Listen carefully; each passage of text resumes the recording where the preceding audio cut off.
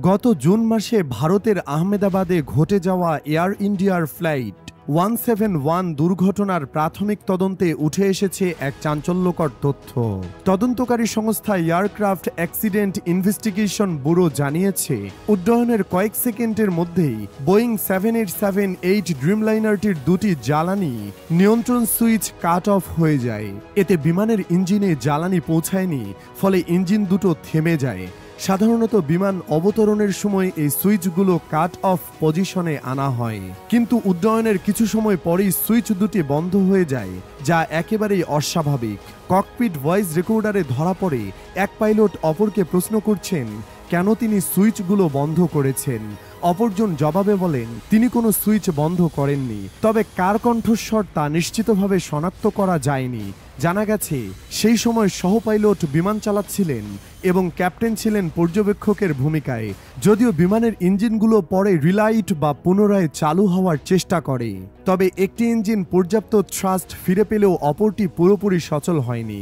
মাত্র 50 সেকেন্ডের মধ্যেই বিমানটি 625 ফুট উচ্চতায় উঠেছিল এবং তারপরই রাডার ও কন্ট্রোল রুমের সঙ্গে যোগাযোগ বিচ্ছিন্ন হয়ে যায়। বিমানটি এরপর আহমেদাবাদের জনবহুল এলাকায় ভেঙে পড়ে। এই লিভার লক ফুয়েল সুইচগুলো এমনভাবে ডিজাইন করা সেগুলো যাতে দুর্ঘটনাবশত সক্রিয় হয়ে না পড়ে। সুইচ ফ্লিপ করার আগে অবশ্যই তা টেনে আনলক করতে হয়। বিশেষজ্ঞদের মতে এক হাতে একসাথে দুটি সুইচ টানা প্রায় অসম্ভব, ফলে দুর্ঘটনাবশত এমনটা ঘটেছে। এই ব্যাখ্যা গ্রহণযোগ্য নয় বলেই মনে করছেন তদন্তকারীরা। তদন্তে যুক্ত কানাডীয় এক কর্মকর্তা বলেন, একসাথে দুটি সুইচ বন্ধ হয়ে যাওয়া একেবারেই অস্বাভাবিক এবং প্রায় অসম্ভব। এ কারণেই ঘটনাটি অন্যান্য বিমান দুর্ঘটনা থেকে আলাদা। যুক্তরাষ্ট্রের ওহাইও স্টেট ইউনিভার্সিটির বিমান দুর্ঘটনা বিশ্লেষক শন প্রুচনিকির মতে, কোনো পাইলট উড্ডয়নের কয়েক সেকেন্ডের মধ্যেই জ্বালানির সুইচ বন্ধ করে দেবেন, এটা ভাবাই যায় না। অনেক সময় ককপিটে জরুরি পরিস্থিতিতে পাইলটরা ভুল বোতাম টিপে ফেলেন, তবে এই দুর্ঘটনায় তেমন কোনো ইঙ্গিত পাওয়া যায়নি। ককপিট ভয়েস রেকর্ডারে এমন কোনো আলোচনা ধরা পড়েনি যা বোঝায় যে সুইচগুলো ভুল করে ফ্লিপ করা হয়েছিল। তদন্তকারীর মতে কণ্ঠস্বর শনাক্ত করা এখন সবচেয়ে জরুরি কাজ। ককপিট ভয়েস রেকর্ডারের সব অডিও, যেমন মাইক, রেডিও কল ও পারিপার্শ্বিক শব্দ বিশ্লেষণ করে ঠিক করতে হবে কে কি বলেছেন। পাইলটদের চেনেন এমন ব্যক্তিদের সহায়তায় ভয়েস মিলিয়ে পুরো কথোপকথনের ট্রান্সক্রিপ্ট তৈরি করা হচ্ছে। বিশেষজ্ঞরা মনে করছেন ককপিট ভিডিও রেকর্ডার থাকলে বিষয়টি আরো সহজে বোঝা যেত। ওভার দ্য শোল্ডার ভিউ থাকলে দেখে বোঝা যেত কার হাত ছিল ফুয়েল সুইচে। এনটিএসবি ইতিমধ্যে ককপিট ভিডিও রেকর্ডারের প্রয়োজনীয়তার উপর জোর দিচ্ছে।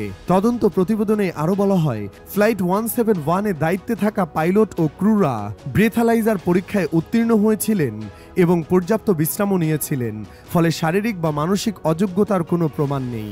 2018 সালে যুক্তরাষ্ট্রের ফেডারেল এভিয়েশন অ্যাডমিনিস্ট্রেশন FAA একটি সতর্কবার্তা জারি করেছিল, যেখানে বলা হয় কিছু বোয়িং বিমানের ফুয়েল সুইচে লকিং সিস্টেমে সমস্যা থাকতে পারে, যদিও এটিকে তখন অনিরাপদ অবস্থা হিসেবে বিবেচনা করা হয়নি এবং এয়ার ওয়ার্ডিনেন্স ডাইরেক্টিভ জারি করা হয়নি, ফলে এয়ার ইন্ডিয়ার সেই সুপারিশ অনুসারে পরীক্ষা করেনি। এখন প্রশ্ন উঠছে, সুইচগুলো পাইলট নাড়াননি, তবে তা বন্ধ হলো কিভাবে? ভারতের সাবেক তদন্তকারী ক্যাপ্টেন কিশোরের মতে, বিমানের ইলেকট্রনিক কন্ট্রোল ইউনিট থেকে সুইচগুলো স্বয়ংক্রিয়ভাবে ট্রিগার হয়েছিল কিনা তা খতিয়ে দেখা জরুরি। যদি সুইচগুলো ইলেকট্রনিকভাবে বন্ধ হয়ে যায়, তাহলে তা একটি গুরুতর প্রযুক্তিগত ত্রুটি। জ্বালানির দূষণ ঘটেছিল কিনা তাও পরীক্ষিত হয়েছে, তবে জ্বালানির নমুনা সন্তোষজনক পাওয়ায় সেই সম্ভাবনা বাদ দেওয়া হয়েছে। এছাড়াও বোয়িং 787-এর GE ইঞ্জিনের বিষয়ে কোনো বিশেষ সতর্কতা বা সমস্যা এখনও চিহ্নিত হয়নি। যান্ত্রিক ব্যর্থতাকেও আপাতত প্রধান কারণ হিসেবে ধরা হয়নি। দুর্ঘটনার সময় বিমানের র্যাম এয়ার টারবাইন বা RAT মোতায়েন হয়, যা ইঙ্গিত দেয় বড় ধরনের সিস্টেম ব্যর্থতা ঘটেছিল। এই RAT হলো একটি ছোট প্রোপেলার যা ইমার্জেন্সি পাওয়ার জেনারেটর হিসেবে কাজ করে। এটি কেবল তখনই সক্রিয় হয় যখন দুটি ইঞ্জিনই শক্তি হারিয়ে ফেলে বা হাইড্রোলিক সিস্টেমে সমস্যা দেখা দেয়।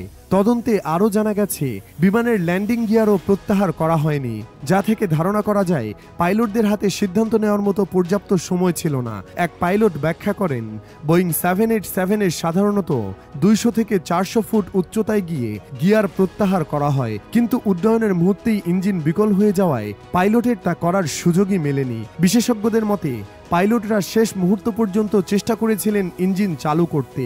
এক ইঞ্জিন আংশিকভাবে থ্রাস্ট ফিরে পেলেও অন্যটি দেরিতে রেসপন্ড করে এবং পর্যাপ্ত শক্তি দিতে পারেনি। এই কয়েক সেকেন্ডের দেরি শেষ পর্যন্ত বিধ্বস্ত হওয়ার মূল কারণ হয়ে দাঁড়ায়।